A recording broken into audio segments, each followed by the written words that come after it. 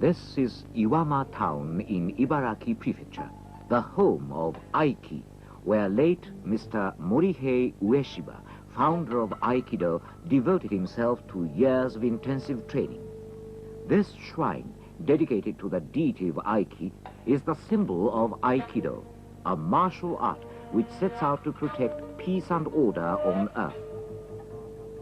In 1941, the founder moved over to Iwama town and established a martial art embodying all the ingredients of its own and every other martial art.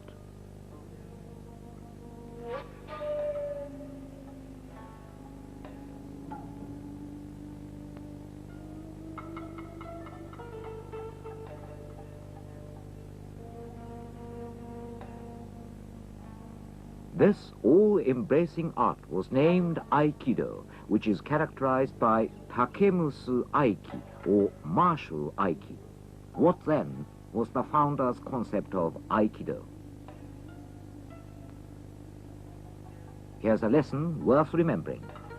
When you are lost, get back to basics.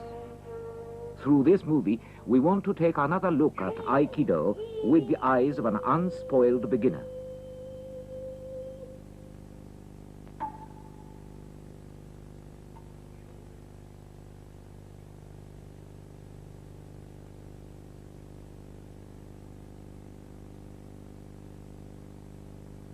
Suburi is an act of swinging a wooden sword about 1 meter long up and down without your partner.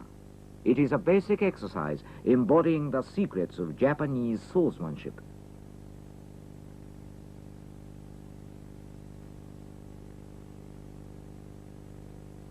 Swing the sword over your head with your left hand holding the rear end of the hilt and your right hand touching the forward part lightly. As you swing the sword down, start gripping it with the little finger, followed by the other fingers. By so doing, the sword will stay within the center line of the body.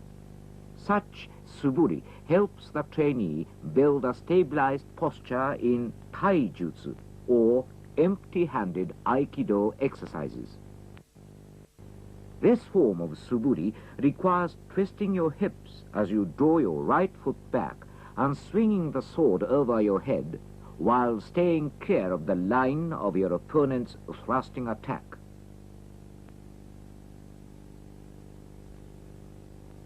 Tanden uchi is a more effective exercise than suburi in stabilizing your hips because you have to have a firm hold on the sword and lower your hips to avoid being repelled.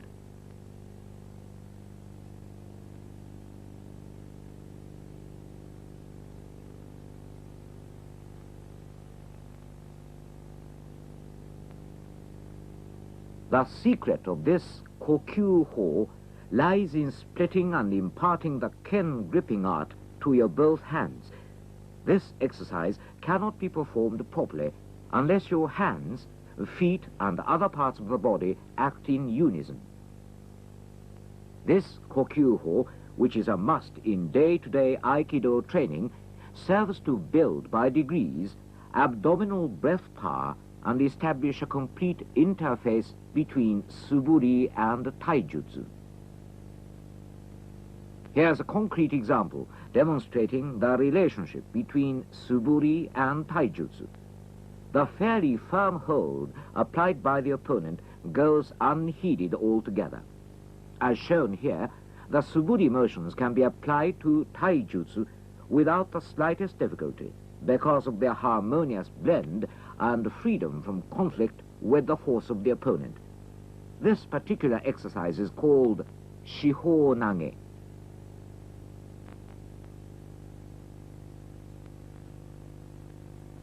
Aligning your toes and turning your body the minute the holding starts is called urawaza, or turning technique.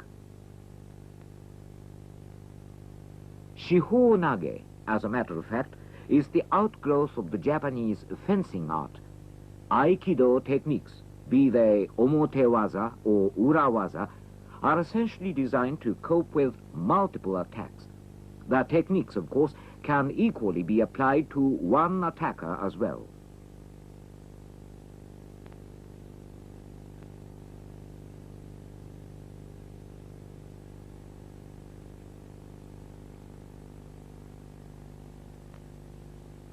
kotegaeshi, or wrist twist, which also bears resemblance to the Japanese fencing art, is being introduced here after omotewaza and urawaza.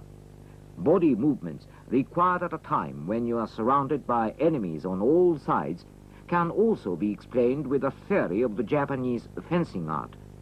Intensive study is required regarding a variety of irimi, or entering techniques, and body turns.